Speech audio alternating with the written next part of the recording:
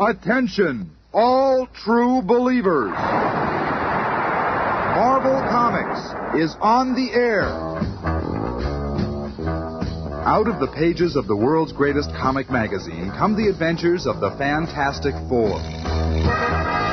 This week's story revolves around a menace from the sea, and we'll begin our shanty in just half a moment. Our story this week picks up where we left off last week. The Fantastic Four have returned to their headquarters in the Baxter Building after Johnny Storm, the Human Torch, had defeated the Miracle Man. I'm sure it'll all come back to you as we proceed.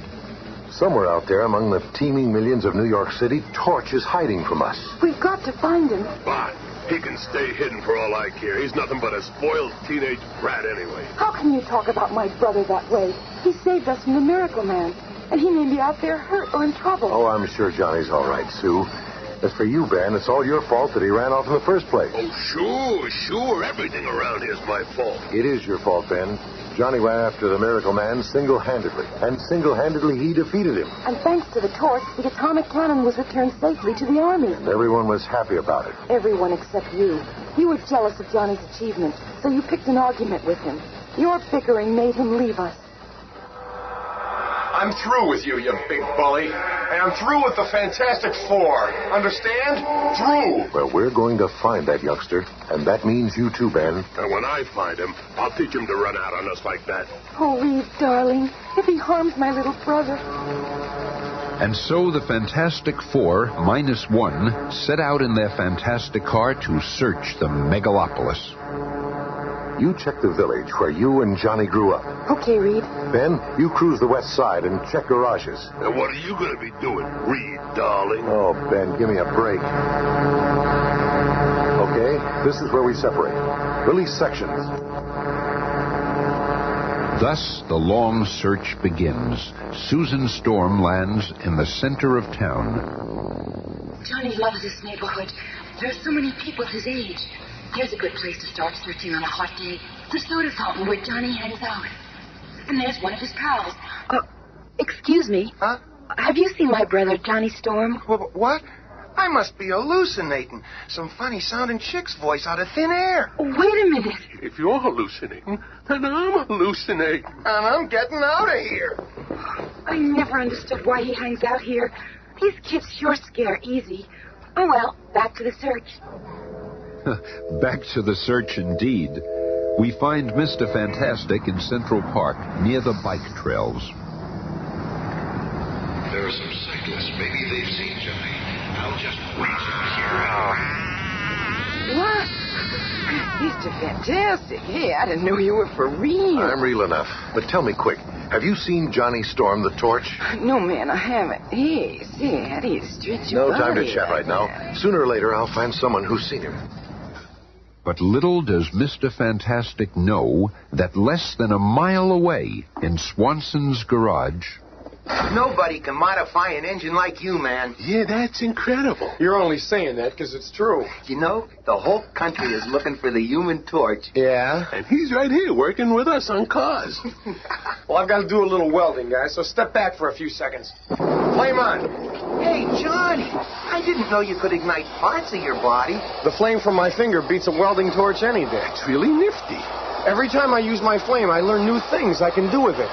By concentrating, I can keep it away from that gasoline. But if I wanted to, I could merge my flame with that barrel of oil and keep this place heated for months at almost no cost. Reed and I have done a series of tests. But as Johnny explains his superhuman abilities, one of his ex-teammates is right outside, preparing to demonstrate his. Before I let myself out searching this whole city for that squirt, I'll play a hunch. The thing. Right, matchstick. And now I'm going to show you what we do to deserters. You can't beat the torch thing. He's too hot for you. That flame doesn't scare me. There's gasoline all over here. One spark and your pals will be statistics. I'm getting out of here before I'm blown up. Flame off, Torch. Flame off or I'll drop this jalopy right on you and we'll all be blown to bits. Drop the car, thing. Sure, I'll drop the car. Now I'll take care of you. You've always laughed at me because I'm ugly. So why aren't you laughing now, punk? Lay off, thing. I'm warning you. Don't worry, sonny boy. I won't spoil your pretty face. I'm just gonna rough you up a little so you won't forget who's boss around here. Knock it off, Thing. I'm not gonna warn you again. Warn me? I'm telling you, I'm gonna. Come in, human again. At last. I better get out of here while the getting's good. A man. I'm a normal man again. Flame on. Go ahead and fly away, you craven freak. I'm a man again. The poor fool. It's just a temporary change. He'll soon be the thing again. His is the cruelest cosmic power of all. My hand. Turn back.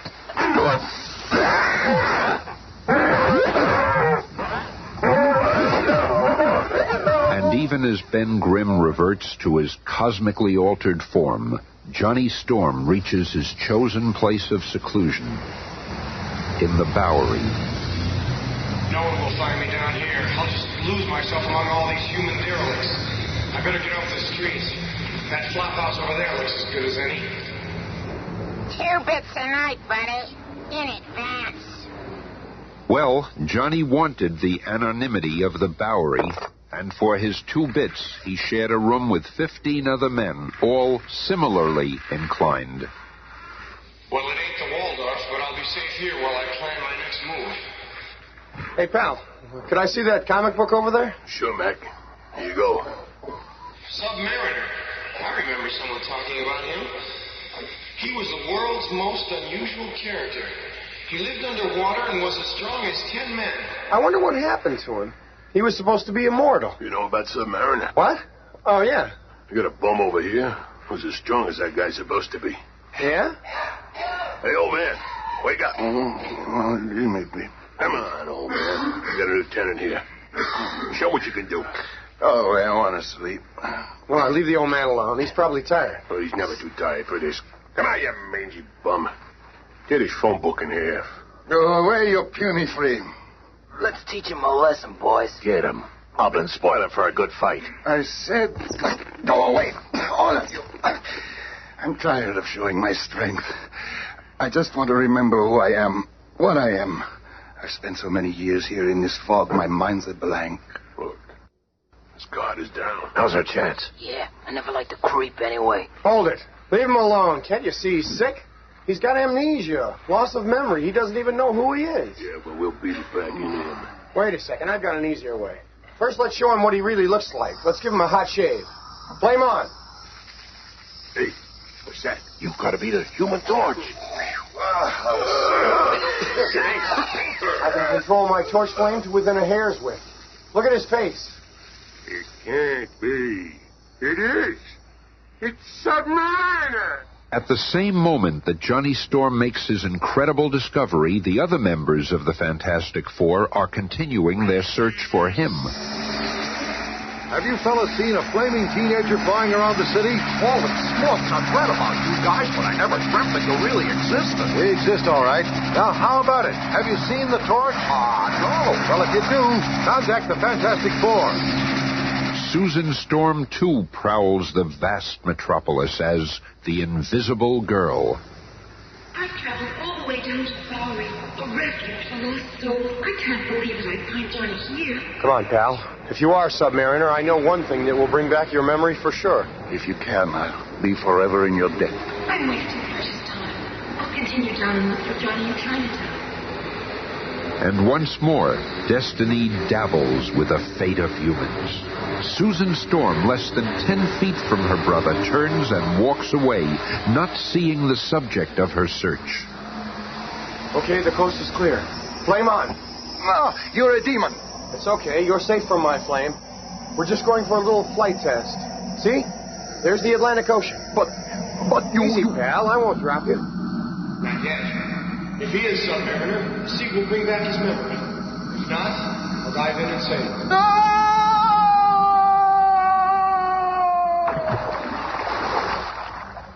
Once submerged in the mighty Atlantic, a startling change comes over the derelict. In one sweeping motion, he removes his outer garments and stands revealed as the legendary ruler of the sea, the invincible Prince Namor, the Submariner. I remember who I am now. I must return to my family, my friends, to my undersea kingdom. Once again traveling in his native element like a rocketing torpedo, Prince Namor soon reaches his almost forgotten land, only to find... Destroyed. It's all been destroyed. Oh, what's that glow in the water there? It must be radioactivity. Now I know what happened to my world. The selfish humans poisoned our water with their atomic tests. My people, though not harmed by the radiation, must have moved elsewhere, dispersed when this part of the undersea environment was no longer inhabitable. The oceans are vast, nearly endless. How can I ever find them? Where shall I begin to look? And moments later, Johnny is standing at the pier. You're back. You are Submariner. I'm so glad you're safe. Do not be proud of what you've done. By returning my memory, you have signed the death warrant for the whole human race. What are you talking about? I'm talking about a revenge. The revenge I shall have for the destruction of my undersea kingdom. I am Prince Namor, the Submariner. And now you shall fear my strength as it is turned against you. And so speaking, Submariner submerges, leaving Johnny Storm alone. I better warn the others. My grudge with Ben is insignificant compared to the threat from Submariner. Seconds later, the other three members of the super team see the Fantastic Four emergency flare in the sky. Look, it must be a signal from Johnny. It's coming from the piers by the river. Why can't that rat stay out of trouble? Faster, Reed, faster. He must be in danger. Easy, Sue. We're almost there. There he is. I got eyes. I can see him. What's the idea of shooting off that flare? You're only supposed to use it in emergencies. This is an emergency, you big ape. What'd you call me? Quiet, Ben. What is it, Johnny? Well, we're going to need each other now. Submariner is back, and I just wanted to tell you. Submariner? I thought he died long ago. Well, he's alive, all right, and from what I've seen, he's more dangerous than ever. Bah, who's worried? Nothing human can stand up to the Thing. That's just it, big boy. He ain't human. Prince Namor of the Sea isn't quite human. His race was old when our sun was young, and he knows well the secrets of the deep. I shall unleash a monster upon mankind, the likes of which they have never even dreamed. Ah, there he is, slumbering still, as he has done for ages. The largest living creature in all the world, the deadly Giganto. His slumber can only be interrupted by his trumpet shell, which my ancestors buried here centuries ago. Come, Giganto, it is time. Ah, it's working. I have awakened the monster. Now nothing can stop him. He will follow the trumpet shell wherever it leads. And in the hands of the vengeful Submariner, the trumpet shell leads Giganto to the surface world. Look, Captain, off the port bow. What do you make of that? Oh, madre de Dios. It is huge. He's right for us, sir. To the lifeboat, men. He's going to earn his ship. Mindlessly, the giant sea behemoth splinters the tiny tramp steamer as the crew barely manages to escape to sound the alarm, and within minutes, for the first time in history, the order is given to evacuate New York City. Just keep moving. We've got plenty of time. Everyone will get out safely. Keep moving. Keep moving.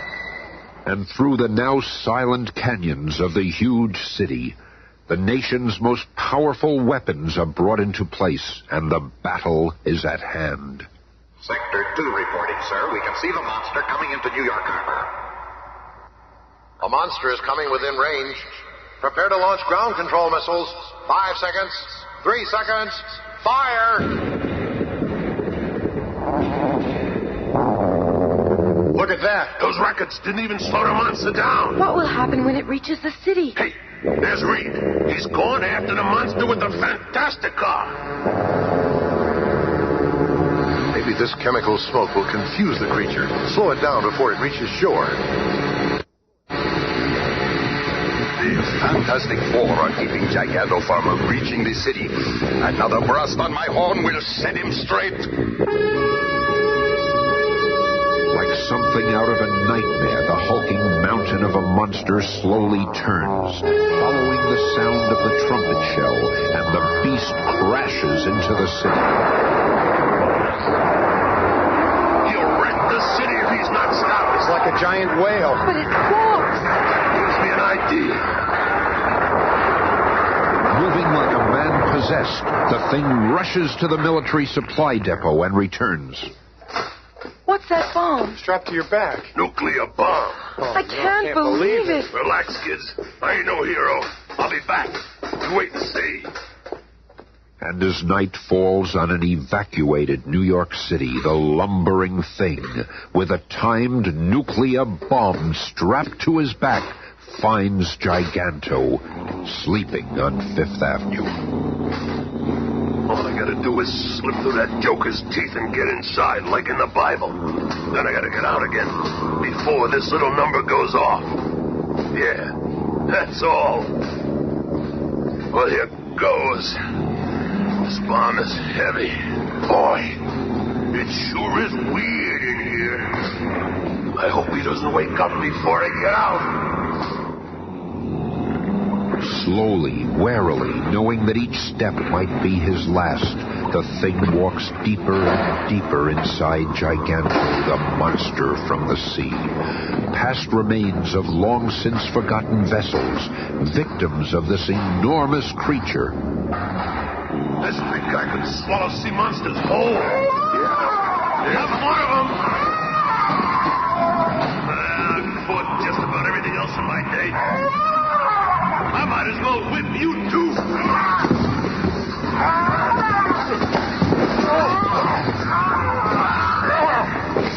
That takes care of that.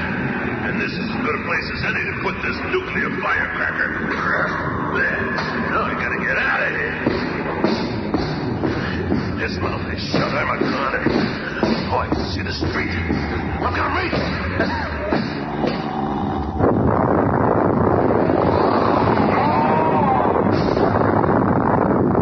Ben did it. Submariner's monster is dead. He saved the city, maybe even the world. The explosion blew him right out of the monster like he was shot from a cannon. I didn't think anything could stun the Big Ape. I hate to admit this, Ben, but I'm proud of you. So what, Squirt? Letting it die will get you. That horn. Soon the whole world will again know the Submariner. You haven't beaten me, and with the power of this horn, I shall summon countless others to attack you. I will have my revenge. So, it's the horn. What? I'll take that. It's floating in midair. That can't be. I'll find the answer. Oh! I thought so. A human, but an invisible human. Give up. You cannot win. And seeing the futility of her struggle, the invisible girl becomes Susan Storm, prisoner of the Submariner. Well, this is a prize worth catching. You are the loveliest human I've ever seen. If you will be my bride, I will show mercy to the rest of your pitiful race. How can I make such a choice? You won't have to, Susan. We're here now, sis. But we're gonna fix you, Fishman. Fools! You are finished. Now I will have this girl and my revenge. The next time you hear this horn, I shall unleash millions of undersea monsters, such as mankind has never seen. Helpless before the invincible attack, you shall be driven out of your cities and returned to the caves from whence you came. Oh, you mustn't. I'll become your bride. You speak as though you are sacrificing yourself. You realize that I offer you the honor of becoming a Princess Namora, bride of a Submariner, Queen of the Sea. This has gone far enough. You're crazy. Let me at him. Lay my hands on that scale-bellied fish. Back, you fool! He's more powerful than we thought. This calls for a stunt only the Human Torch can do. Flame on! After reaching an altitude of 1,000 feet, The Human Torch begins circling in an expanding ring above the Submariner, creating at first a light wind and then building into a tornado of unimaginable force. So powerful and well-aimed is the vortex that Submariner forgets about Sue and devotes his energy to the whirling wind about him. This wind! I'm being sucked into it! The pressure is unbearable! It's pulling me off the ground! Torch's tornado hurls Submariner's helpless form higher and higher until finally he and his victim are over the deepest part of the vast Atlantic. Now this ought to put the world in proper perspective for you. The menacing sea trumpet slips from the hand of Prince Namor and is lost in the depths forever. Moments later, revived by the water's magic healing powers, Submariner reaffirms his vengeful vow. You humans may be strong, but not strong enough to defeat Namor. When I return, I will reduce you to cavemen. Yes, perhaps he will be back, but he will still have to face the most incredible quartet of humans in all the world. I don't think you should have let him return to the sea, Johnny. I got a hunch he's going to be back, and I can't wait. Let's cross that bridge when we come to it, Ben. When he returns, we'll be waiting. Be with us again on Monday when the Fantastic Four will encounter the diabolical doings of Dr. Doom. The Fantastic Cast is Cynthia Adler, Bob Maxwell, Bill Murray, Jim Pappas, Terheyden. narrated by Smilin' Stan Lee.